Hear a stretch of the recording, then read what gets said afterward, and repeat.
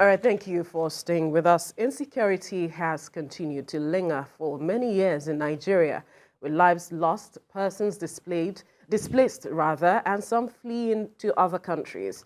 The United States of America has now warned its citizens not to travel to about 18 states in Nigeria, such as Borno, Kogi, Adamawa, Bayelsa, Enugu, Port Harcourt, amongst others, due to crime, kidnapping, and armed gangs.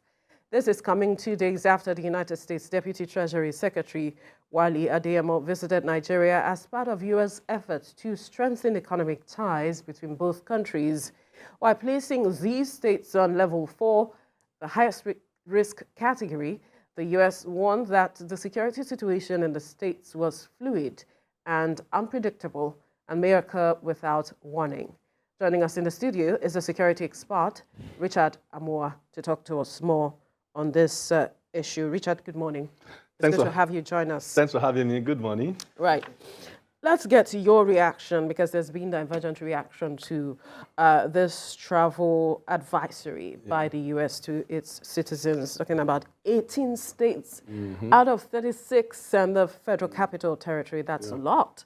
And this category is category 4, the highest risk level being categorized. These states are being categorized under. Talk to us from your perspective what this means. What this means. You see, I'm here to call a spade a spade. That's fine. And because I know we have a lot of white listeners, maybe this will help the government to sit up and help this new government to see what to do.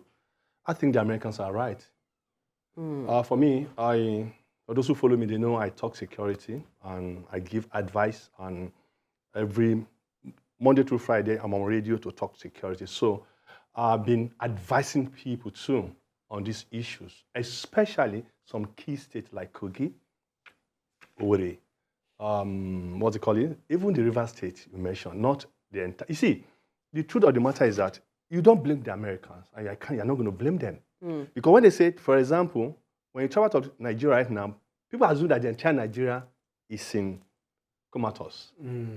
Yeah, the way they write it, Nigeria unrest. Nigeria, no. And not, so, I think the Americans are right for now, because even for us in Nigeria right now, I tell people that if it's not too important, if it's not a matter of life, stay back where you are for now. That's what we advise in Nigeria. Because before I came in here, I was listening to you guys, and they're talking about a dollar very close to 1,000 naira, and how young men are on the street attacking people. I'm sorry, I want to say this, even on the street of Lagos, despite what government is spending on RRS and other stuff. But I asked myself, the question I asked the lawyer that came when we were chatting was that, how many policemen do we even have in Lagos to guide over 22 million, if not 23 or 25 now, in Lagos State? No. Call Nigerian Police PRO now to give you the number. So there's a lot of issues. There's a lot of issues in terms of security because of the economy right now. So if they give such instruction to their citizens, they are very right. Across 18? Yeah. 18 states. Yeah, right. So, but then, you started off by saying that, you talk about issues about security and all of that, advising people. Yeah. And the federal government too that we have in place, they inherited some of these. Oh, yeah. How much would you say, because it's part of the agenda of this current the Tinubu agenda, 8-point agenda, to improve the security, how much would you say they've actually done? Because in the space of 45 days, before it even got to 100 days, I saw a report that said they actually gave the number of people, lives that have been lost and people that have been kidnapped and all of that. But how much would you say they've done despite, overhauling the security architecture and improving the security apparatus?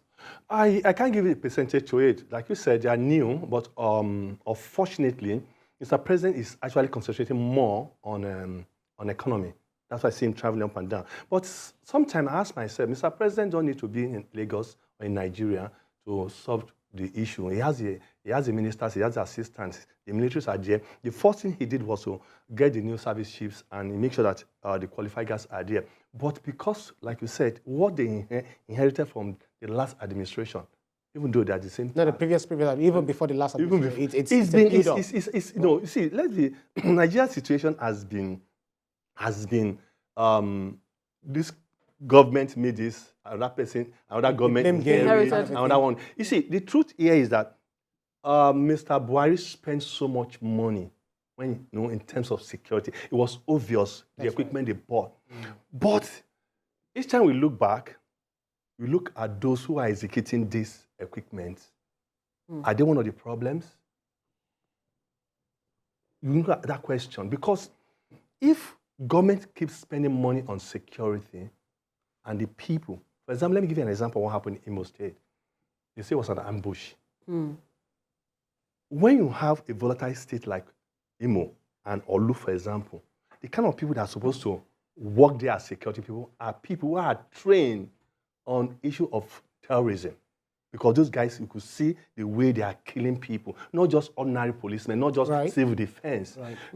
Do they have full complementary of maybe wearing ballistic helmet, wearing bulletproof vests? Look at those guys sometimes. They are still using what we call pickup. That is, what's it called? Toyota, let me not mention the name of brand. Trucks. In that kind of volatile situations. So I think for me right now, it's no more gone. It's now for us to talk to the people, honestly. Talk to the people. What do you mean the people? I mean, no Nigerian people, yeah, the indigenous, yes. Right. Wherever insecurity is happening in Nigeria right now, I think we have carried gun a lot for over the years, since Jonathan administration to who? After Jonathan, who came in? Buhari. After Buhari now. You see, we need to now, for example, it was an Okada man who actually tricked them to say, there's an issue, please come. Yes. So meaning that Okada man, so I think time has come for people to now feel that they are part of this country. Whether northeast, northwest, wherever it is, we have killed enough. Yet, insecurity. Is that the issue? Is it the feeling of not being a part of the system that is the issue that is fueling this crisis? What is fueling this crisis is the fact that there's a lot of issues. Whatever the issue is we need to sit down with every community, either in Benue State, either in Plateau State, either in Borno. Let us take this issue. People must be involved right now because we are killed enough. Yet people are still. Have you ever asked this question? Boko Haram, for example. You know the number of people have been killed? Absolutely. A lot of persons have died as a result of the activities of these non-state actors. But can we totally keep aside the aspect of the guns and just say we are engaging in conversation? No. Why we are doing that, we need to engage in conversation. You see, a lot of us have sat down in this industry, security, and we say, we are not saying let's not keep the gun. No. But when you say carrot and stick, time has come for us to do that now. With who? The non-state actors? Listen to me. With no state actors. With the people. You see, every community, they say security is local. Yes. So, are they saying that every community don't know the bad guys in their area? They do. So how come they're not calling them out? But do they trust the system to secure them when they begin to give out this intelligence? You see, I'm going to ask this question again. Do they trust the system? Now, let's look at Nigeria entirely. We keep banding figure. For example, I can't wait for this census to come and go. We keep saying 20 million, 200 million, 200 plus million. How many the policeman do you have on the street protecting these people, if at all? And how much do you trust the police to give your information to? So that's what I'm saying. Time has come. I was sharing with him, the lawyer. I said, time for me, Richard Amua, time has come for us to have state police, where everybody know one another. But a situation where we have, sorry, I'm going to use this language, where most House of Assembly are just like puppets to the Mr. Governors. Mr. Governor cannot take it. How do you mean? Anything Mr. Governor wants is what they want. That's the fear of not having state police, because they fear that if we have state police today, the state will turn the police to their own. I mean, they'll start using it against... As tools. As tools. Thank you for that word. But I asked America is 200 years plus today. They started somewhere with mistakes and everything, killing here and there. But they got it right now. They have a system. If not for a system that works in America, last election, we all know the story. So why can't we have the same system here, where we know that Mr. Governor, the House of Assembly, the Representative, and the Senate, everybody is supposed to be what? Division of what? Power. Everybody should have their power. But a situation where we keep talking about security and we're not doing anything. That was it. Security is local. With what we have right now, Nigeria should be thinking. All right. So in part of thinking, you said there are different issues here and there, and that we need to be talking to the locals based on their peculiar issues. Yes. Go to the northeast, you have the terrorism, the insurgency. Go to the southwest, you have the issue of banditry, kidnapping, etc., rituals. And then go to the southeast. Let's speak it from the southeast. We have the secessionists. You alluded to a video.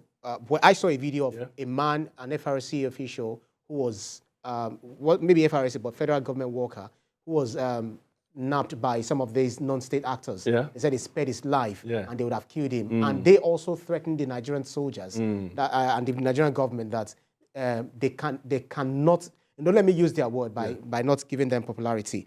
There is this man sponsoring them, Simon Ekpa, enjoying his livelihood in Finland. You are asking the Nigerian government to have conversation, to dialogue. What kind of fate should meet such person who is causing chaos back here in Nigeria and the people who are carrying out his orders against the Nigerian people? Number one, that kind of person, I don't know why Nigerian government have not reported him. If they have done, I don't know why I see. Why does he silent about that guy? Severally, personally, I've made a lot of write-up on my social media to say that guy is really causing a lot of havoc. We should not forget that the people he's talking to in Nigeria, they are gullibles. These guys are unemployed. These guys are hungry.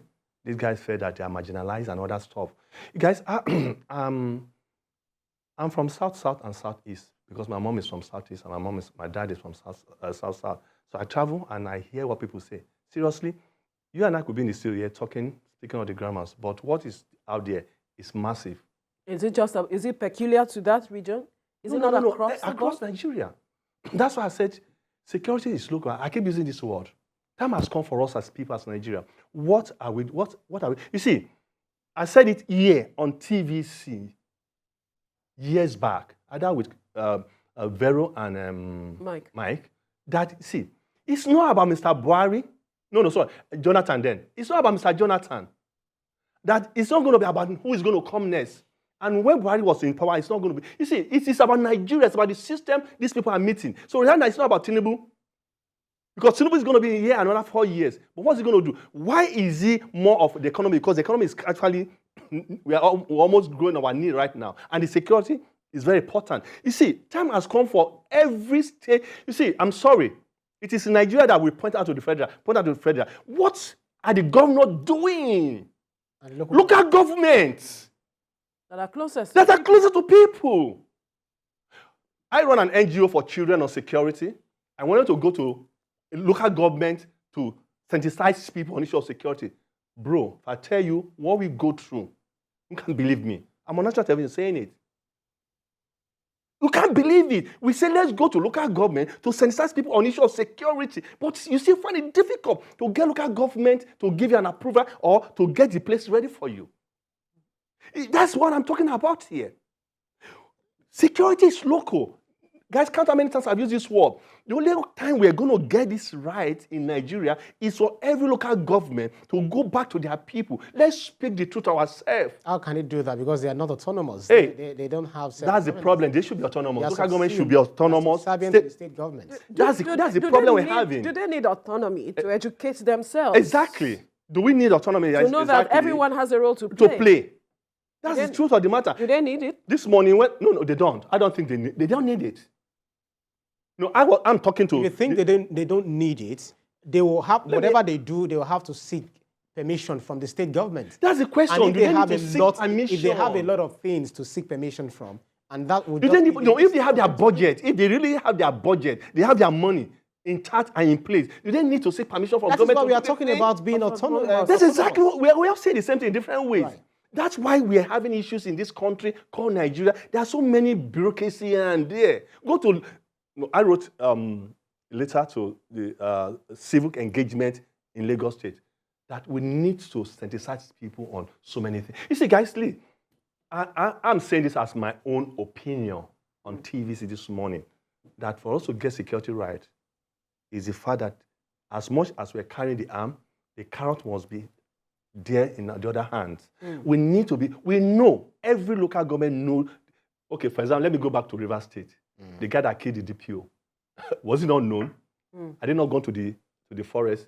The forest where they are, no. Are they telling me that people do not know that place? Now, the little police that we have that are doing these things, how good, how comfortable are they to do this job? How Well much equipped. Equipped are they in? Now, we're talking about surveillance.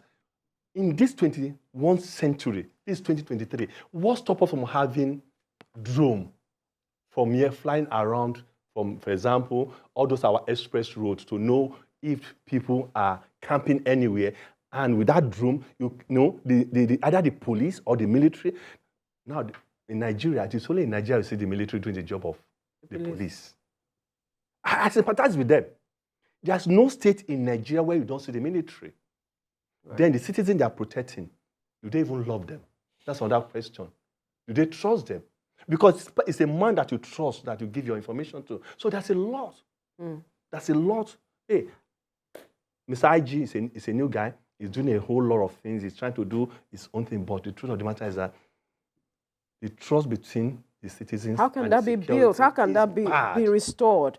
Now, with the situation we saw in Imo, where someone called saying that, oh, there's a situation, and then these people tried to swoop in, and then they were attacked. Yeah.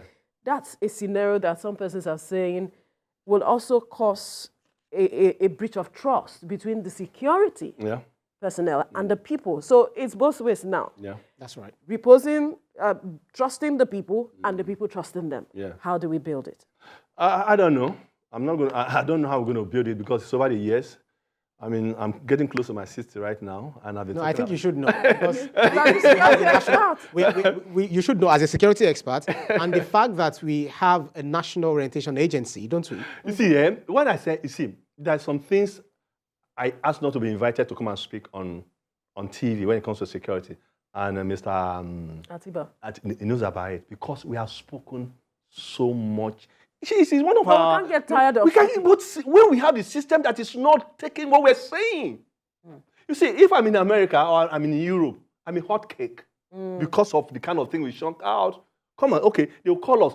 We run private security in Nigeria. I'm one of the CEOs of private security, and I've been doing this for the past 25 years. We are on every nook and cranny of Nigeria. We have over 5 million staff. Any good country that has the interest of our people, we call the private security and say, let's work with you. Give us data. What happened in where you are guiding? What happened in your locations?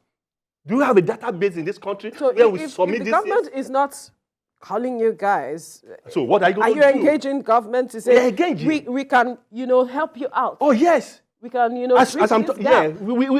okay, for example, our national leader, our president, just met with the Minister of Interior. And we're going to have our AGM come November. And one of the things we're discussing is how can private security be part of national security? Go to South Africa. All these jobs you see last man, all those guys doing here, it is private security. That brings me to the question. Because I was in a forum sometime last year, and they were talking about solving the Nigerian situation, security issues. And they said, should we privatize our security? Should we privatize security in the country? Where do you stand on this? Do you think they should contract it out to the private organizations to run the security affairs of this country? Can they handle it? They should work hand in hand. That's the only way. Because security is expensive. Security is expensive.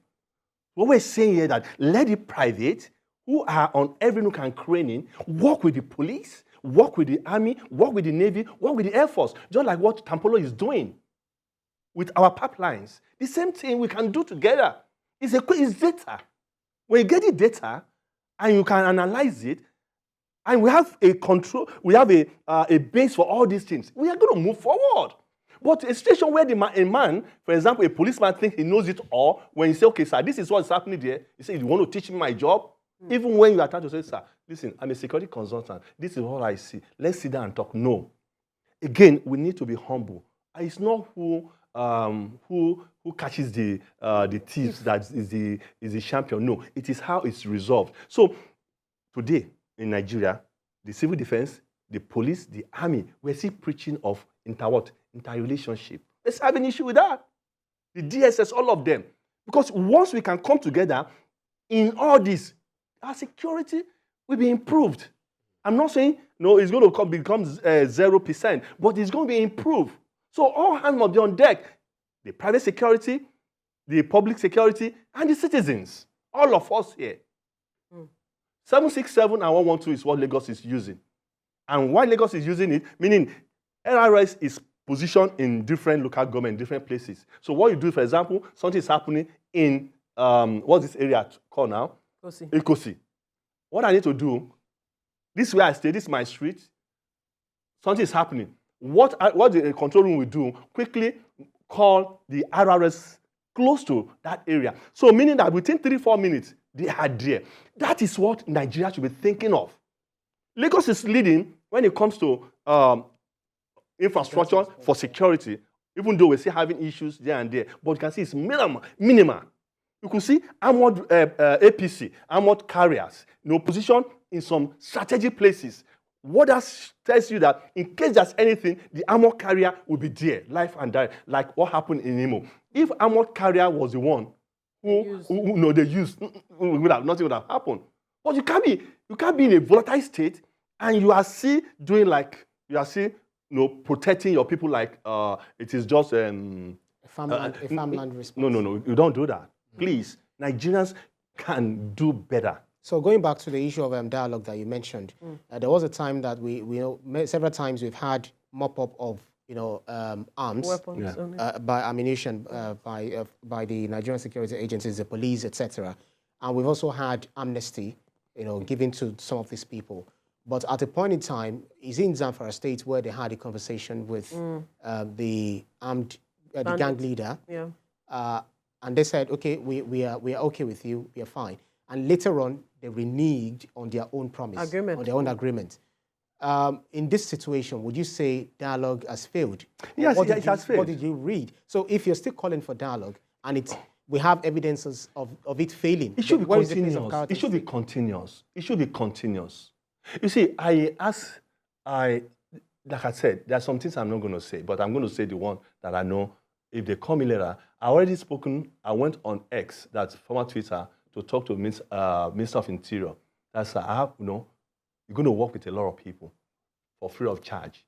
I'm one of them because you are the one in charge of insecurity. Let me tell you what we just said right now, sir.